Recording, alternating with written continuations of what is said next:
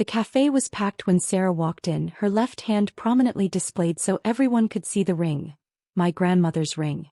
She slid into the seat across from me, a smirk playing on her perfectly painted lips. "Thanks for meeting me, Emma," she said, her voice dripping with false sweetness. "I wanted you to be the first to know.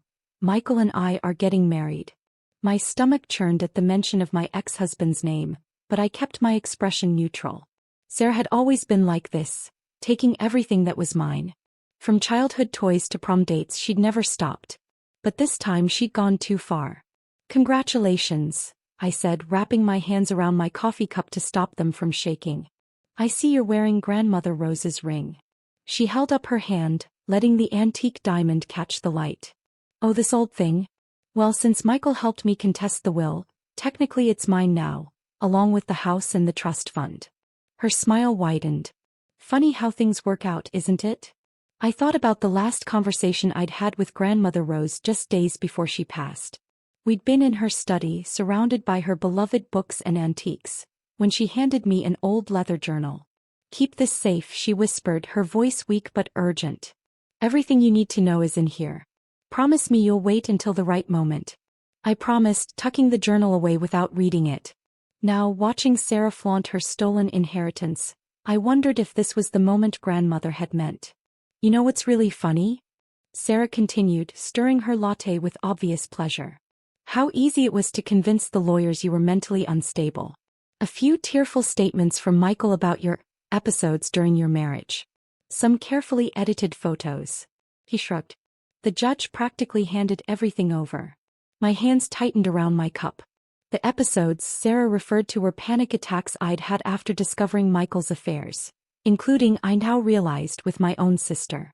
They'd used my lowest moments against me, twisted my pain into a weapon. "Why did you ask me here, Sarah?" I asked, steadying my voice and remembering the weight of Grandmother's journal in my bag. "Just to gloat." "Oh no, dear sister." She leaned forward, lowering her voice. "I wanted to offer you a deal. Sign away any future claims to the estate, and I'll give you a small monthly allowance. Just enough to keep you off the streets." She sat back, clearly pleased with herself. "After all, we are family." I thought about the journal. About Grandmother's final words. About the secret I discovered last night when I finally opened those weathered pages.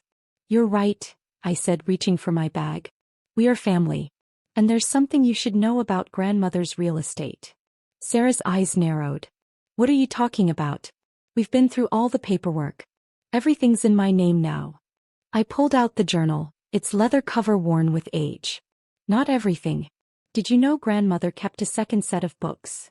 For the first time, Sarah's confident smile faltered. "What?" "She was meticulous," I continued, opening the journal.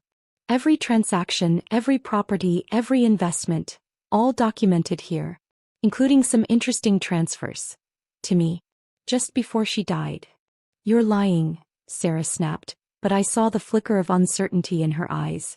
"The lawyers found everything." "Did they?"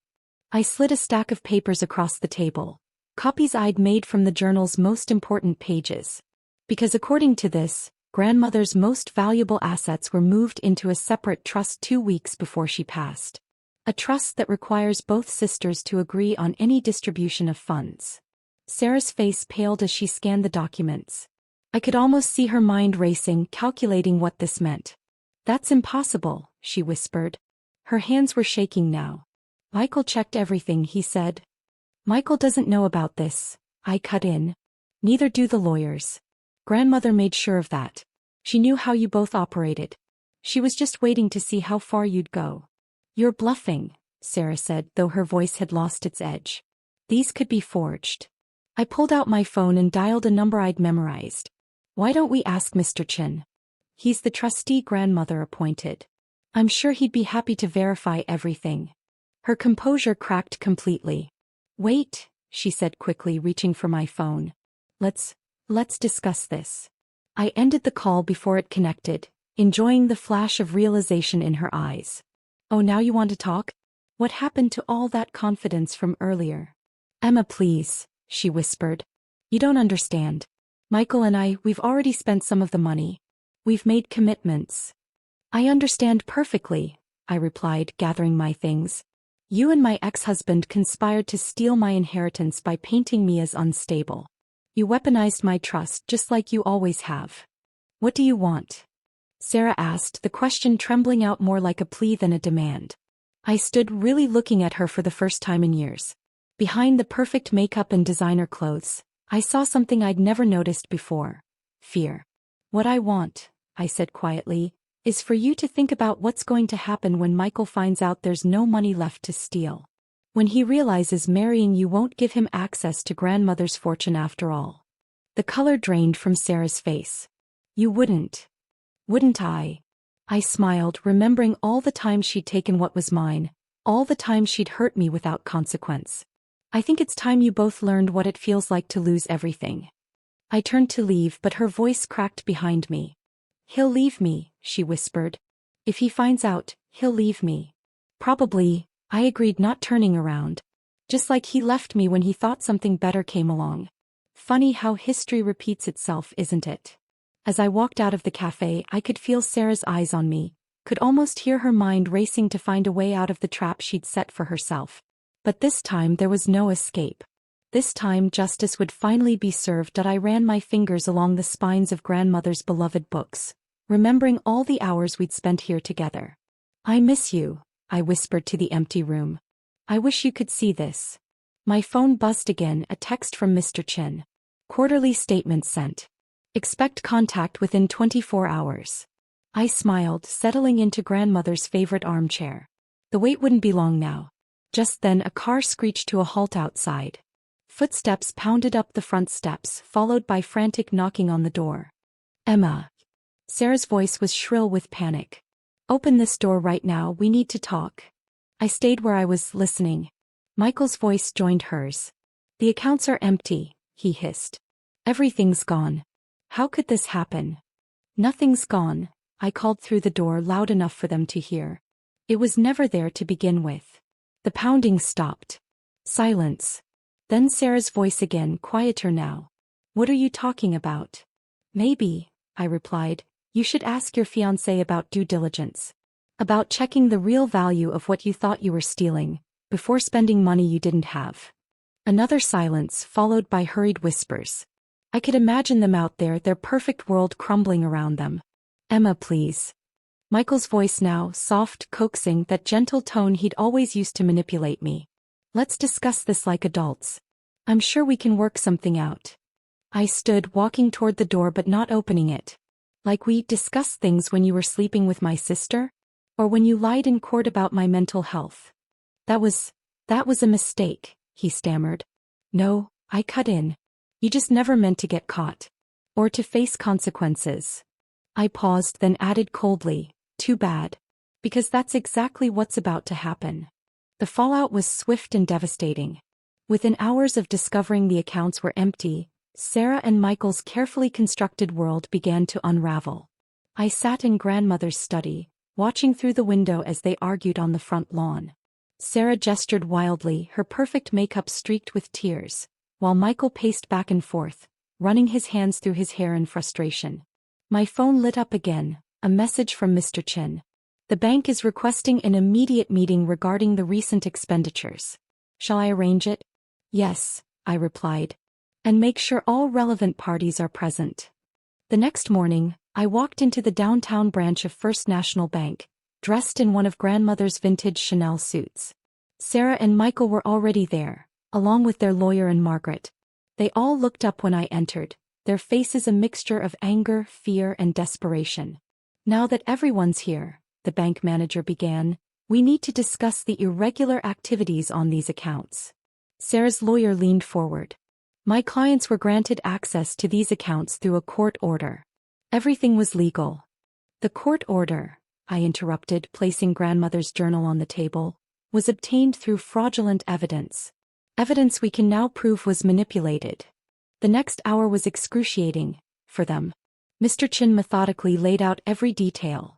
The doctored photos, the false testimonies, the carefully orchestrated character assassination they'd used to gain control of what they thought was grandmother's fortune. The real estate alone, Mr. Chin concluded, the properties they leveraged for loans, none of it was actually in the accounts they accessed. Those assets are held in a separate trust, one that requires both sisters' consent for any transactions. Michael's face turned an ashen gray. But the money we spent was essentially credit extended by the bank, the manager finished, based on assets you didn't actually control. Which means those loans are now in default. Sarah's perfectly manicured nails dug into the conference table. This is ridiculous.